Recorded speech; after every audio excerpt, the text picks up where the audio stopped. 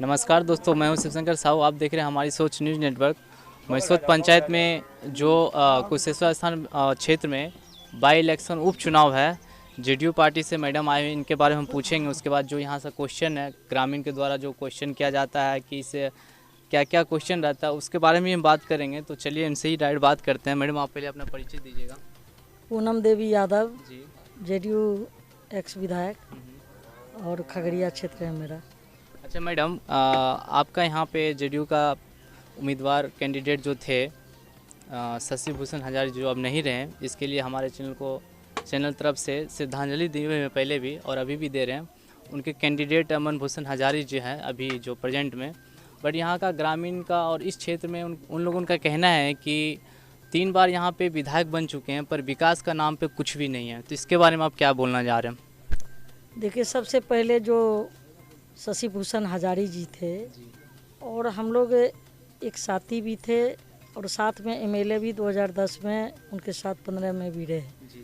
और उनके निधन के बाद आज जो उपचुनाव है, जो उनके लड़के अमन भूषण हजारी जी को हमारी पार्टी जदयू और एनडीए महागठबंधन का जो ये टिकट दिया गया है, उनके निधन के बाद जो यहाँ की हालात देखते हैं, ये सुदूर देहात में जो चारों तरफ टापू के तरह चारों तरफ जलमग्न है, बीच में टापू ये गांव है। तो ये जो भाट एरिया में ये गांव है, तो हम लोग को भी है कि जो सुख सुविधा या यातायात का सुविधा या अन्य सुविधा जो होनी चाहिए, थोड़ा कठिनाई है। तो आपने देखा कि पूरे बिहार में जब श्री नीतीश कुमार जी की सरकार बनी 2005 से आज तक वो भागीरथी प्रयास कर रहे हैं, चाहे सुदूर इलाका हो, चाहे बाढ़ का हो, और सभी क्षेत्र में वो कोशिश कर रहे हैं कि हर क्षेत्र हमारा विकास और मुख्यालय से जुड़ जाए। तो इसके लिए भी आप देख रहे हैं कि सुदूर देहात में भी जो मुख्यमंत्री नीतीश कुमार जी के द्वारा जो पुल बना उन्हीं का देन है। अच्छा मैडम, एक आपको रोकना चाह रहा हूँ यहाँ पे, जैसे कि जेडीयू से शशि भूषण हजारी जी का देहांत होने के बाद अमन भूषण हजारी जी को ही क्यों सीट दिया गया? क्या उनका पुत्र थे इसके रिलेटेड या कुछ अलग, या उनके जगह और कोई कैंडिडेट जो ज़्यादा एक्सपीरियंस है, जो लीडर में ज़्यादा एक्सपीरियंस होते हैं, उनको नहीं दे के इन्हीं को क्या क्यों दिया गया है? देखिए, जो उनके बेटे को दिया गया और पार्टी का भी और गठबंधन का भी वो देख रहे थे कि ये शशि भूषण हजारी जी के बेटे हैं और उनके बिहाफ में इनको वोट मिलेगा, कि इनका बेटा है, विधायक रहे हैं, और उसी के आधार पर उनके बेटे को टिकट दिया गया है। अच्छा मैडम, एक चीज़ और आपको रोक रहा हूँ यहाँ पे कि कुशेश्वर स्थान पूर्वी में जो सत्ती घाट से लेके जो रोड आती है, मेन रोड है, उसमें बहुत दिन से वादा किया हुआ है कि रोड बनेगा। करीबन 15-20 वर्ष के आसपास पहले जो बना होगा, जहाँ तक मुझे जानकारी है। उसके बाद वो रोड पे अभी जो भी थोड़ा बहुत मेंटेनेंस किया जा रहा है। इससे पहले वो रोड पे कोई भी जो यहाँ पे अपना उम्मीदवार थे, एमएलए थे, उनके द्वारा कोई भी रोड वहाँ पे क्यों नहीं बनाया गया? तो इसके बारे में आप क्या बोलेंगे? देखिए, कुछ होता है काम के लिए, प्रक्रिया होती है और प्रक्रिया के बाद जो है वो सैंक्शन होता है, संवेदक टेंडर लेते हैं, टेंडर के बाद वो काम करते हैं। तो जिस रोड की आप बात कर रहे हैं वो बता रहे हैं, यहाँ के ग्रामीण बता रहे थे कि ये सड़क क्यों नहीं बना। तो कुछ ऐसा तकनीकी कारण था जो कि उस रोड को नहीं बनाया गया। और निश्चित तौर पर हम इस गांव को, जो हमारे यहाँ के जनता मालिक है, टेंडर हुआ है, काम नहीं हुआ किसी तकनीकी वजह से, तो हम जो हालात देखे इस सड़क का, तो हमने इन लोग को आश्वासन दिया, बस एक ही था कि हमारा ये सड़क बने। तो सड़क हमने आश्वासन दिया कि विकास का कहीं जात नहीं होती है, कहीं धर्म नहीं होता है। आप हमसे फरियाद लेके हम इस गांव में आए हैं, कुछ ना कुछ दे के और यहाँ को फ़ायदा दे के ही जाएंगे। तो निश्चित तौर पे हम यहाँ का जो सड़क के बारे में आपके माध्यम से भी हमें पता चला है, तो निश्चित तौर पर हम व्यक्तिगत रुचि लेंगे और रुचि लेकर के इस रोड को हम माननीय मुख्यमंत्री तक और विभाग को हम अपना भी लेटर लिखने के लिए और उनको करने का काम करेंगे। अच्छा, एक और क्वेश्चन है मैडम, जैसे कि आप ये गांव में आए हैं, इस गांव की तरफ से और हमारे चैनल की तरफ से आपको स्वागत है, क्योंकि हम भी इसी गांव में रहते हैं। तो ये गांव का जो मुख्य सड़क है, ग्रामीण के द्वारा कुछ चंदा करके बांस का पुलिया बनाया गया, ऐसा कोई भी ठोस कदम क्यों नहीं उठाया जा रहा है, कोई भी विधायक जो भी बने हैं, ताकि गांव के लिए कोई ठोस रास्ता रहे कि बाढ़ के बाद जब बाढ़ थोड़ा कम, पानी कम होती है, कि बाइक से लेके कम से कम पैदल भी अच्छा से सेफ्टी से जा सके। देखिए, जिस चीज़ की बात आप कर रहे हैं कि जो 40 बरस के हैं, जो 60 बरस के हैं, तो जो स्थिति पहले देखे थे ये लोग, आज के जो आपके उम्र के लोग हैं, तो जब इतना डेवलप किया, इतना नीतीश कुमार जी के द्वारा काम हुआ, चाहे वो बिजली हो, सड़क हो, पुल हो, पुलिया हो, चाहे किन्हीं का वृद्धावस्था पेंशन हो, चाहे पीने के लिए पानी हो, तो ये हम लोग 20 बरस के लोग ही बोलते हैं। लोग महत्वाकांक्षा बढ़ गया है, जितना विकास होता है तो लोग को होता है कि और काम हो और काम हो। तो निश्चित तौर पे जो आप बात बता रहे हैं, तो निश्चित तौर पर जब अमन हजारी जी जो कैंडिडेट है, जिनको हमारी पार्टी ने टिकट दिया, श्री नीतीश कुमार जी और एनडीए गठबंधन ने टिकट दिया है, ये जीतेंगे, तो हम लोग भी विधायक जी को सहयोग करके जो इस गांव में जो भी विकास अवरुद्ध है, हम लोग सहयोग से करने का काम करेंगे। एक और क्वेश्चन है, जैसे कि परसों को दिन एक उसरी पंचायत में नाव से दुर्घटना हुआ था, तो संवेदना के लिए आपका पार्टी से वहाँ पे कोई भी नहीं गए हुए थे? देखिए, चुनाव का मौसम है, जाना चाहिए। हर आदमी का जब मृत्यु होती है तो हम लोग भी कहीं शोक सभा संवेदना व्यक्त करते हैं। तो हम लोग को हृदय में संवेदना है कि उनका मृत्यु हो गया, और हम उनके प्रति, हम अपने पार्टी के प्रति, पार्टी के जो पदाधिकारी, जो अलग कमान है, उनके तरफ से हम इसी चैनल के माध्यम से उनके परिवार को शोक संवेदना व्यक्त करते हैं। और एक क्वेश्चन है मैडम, वहाँ जैसे हम लोग आज वहाँ पे विजिट किए थे, जाने के बाद हमें ये पता चला है कि वो लोग जो डिमांडेड कर रहे हैं कि अगर वहाँ पे पुल का निर्माण होता तो ये दुर्घटना नहीं होता, तो वो लोग चाह रहे हैं, वहाँ का जनता चाह रहे हैं, ग्रामीण चाह रहे हैं कि वहाँ पे एक अस्थायी रूप से पुल होना चाहिए। तो इसके बारे में क्या बोलेंगे? देखिए, पुल के बारे में आप बता रहे हैं, जहाँ दुर्घटना हुई है, पुल कोई एक दिन का नहीं है कि पुल बन जाएगा। हमारी सरकार पुल पुलिया सब कुछ बना रही है, सड़क बना रही है। और जहाँ की बात आप उठा रहे हैं, ये फ्लड एरिया है।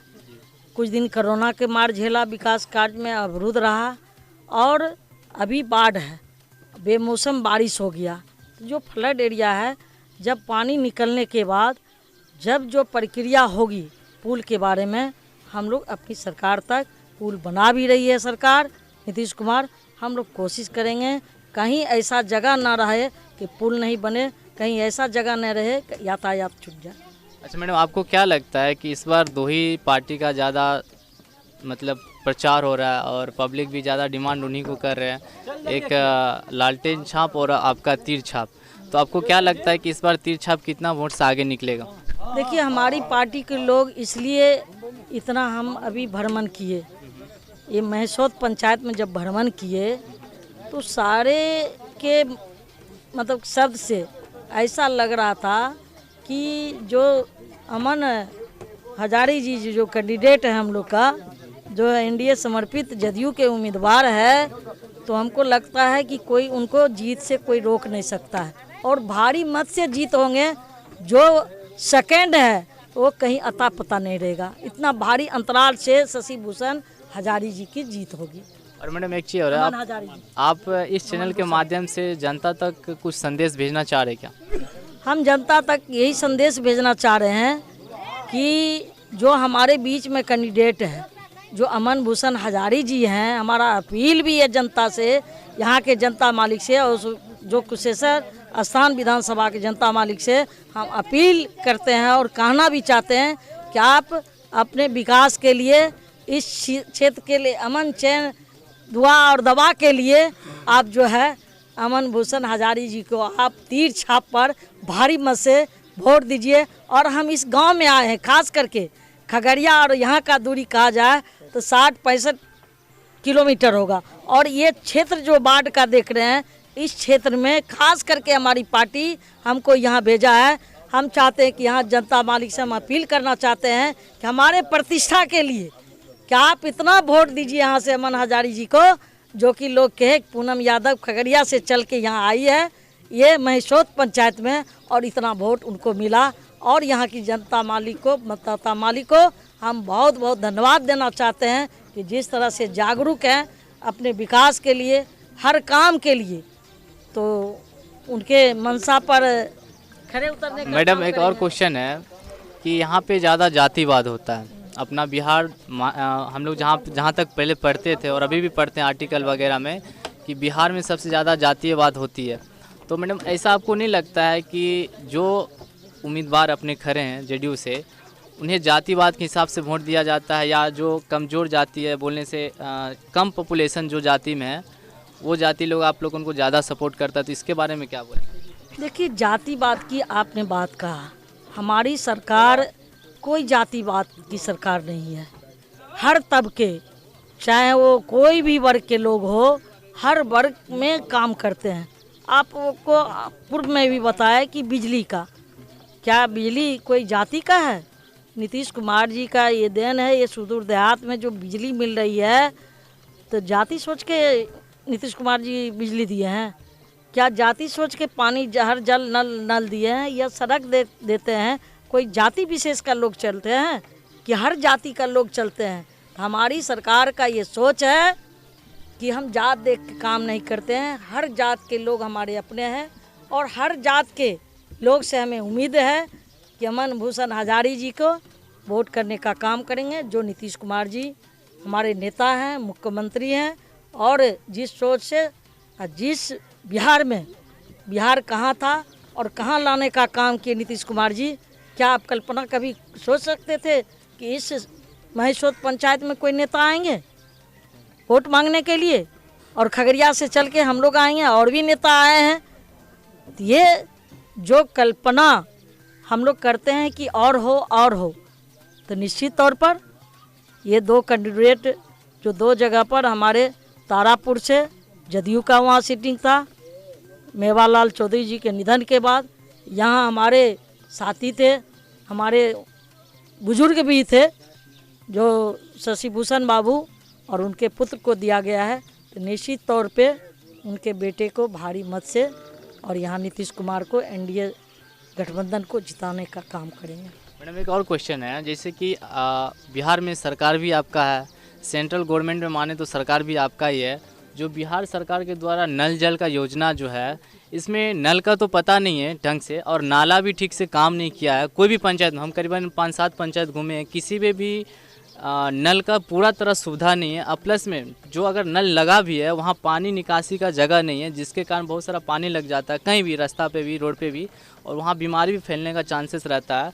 तो निश्चित रूप से कोई ऐसा ठोस कदम, कोई जो भी पंचायत में पास होता है, बिल पास किया जाता है, तो नाला का कोई भी ऐसा समाधान क्यों नहीं होता कि नाला पहले काम कर दी जाए, उसके बाद नल का काम होना चाहिए, ताकि पानी रुकने का कोई चांस ही ना हो? देखिए, सबसे पहले जो हमारे ग्रामीण हम लोग हैं, जो नाला बनने के लिए जो ज़मीन होनी चाहिए, जो संवेदक है, उसको सहयोग मिलनी चाहिए, तो उनको सहयोग नहीं मिल पाता है। अगर हमारे ग्रामीण के द्वारा अगर सहयोग मिले कि कहाँ हमको नाला बनवाना है, हमारे गांव में, हमारे पंचायत में, टोला में, कि हमको नाला का थोड़ा ज़मीन जिनका है, हम सहयोग करके उनसे ज़मीन ले, सही जगह हम नाला बनाए, पानी का निकासी करें, तो वो हम लोग भी जिम्मेवार है, हमारे गांव के लोग भी जिम्मेवार है। उसके लिए सरकार जिम्मेवार नहीं, सरकार तो देती है लाभ के लिए, पानी पीने के लिए, कि अमीर लोग ही पानी पीते हैं, शुद्ध जल पीते थे, लेकिन हम गरीब के लोग शुद्ध पानी नहीं पीते थे। आज नीतीश कुमार जी का देन है कि लोग जानने लगे घर नल जल है, एक टंकी में शुद्ध पानी है, पानी पिलाना हमारे अतिथि को हम लोग पीते हैं। तो ये हमारी सरकार, और जहाँ जो आप बात कर रहे हैं, अगर संज्ञान में आएगा, हमारी सरकार संज्ञान में लेती है, हमारे मंत्री संज्ञान में लेते हैं, और हमारे विधायक भी संज्ञान में लेते हैं। जहाँ तक हमारी बात है, इस गांव में आए हैं, अगर कोई तरह का असुविधा होगी, संज्ञान में आएगा, मेरे संज्ञान में, तो निश्चित तौर पर हम यहाँ उस विकास को अंजाम तक पहुँचाने का काम करेंगे। धन्यवाद मैडम हमारे चैनल पे इंटरव्यू देने के लिए। तो यहाँ पे जनता है, हम कुछ उनसे भी क्वेश्चन कर लेते हैं। तो आप लोग क्या चाह रहे हैं कि इस बार अमन भूषण हजारी जी को जिताना है कि नहीं जिताना है? जिताना है। कुछ अनाउंसमेंट करेंगे मतलब? पूनम देवी यादव जिंदाबाद जिंदाबाद जिंदाबाद। पूनम देवी यादव जिंदाबाद जिंदाबाद जिंदाबाद। तीर छाप जिंदाबाद जिंदाबाद।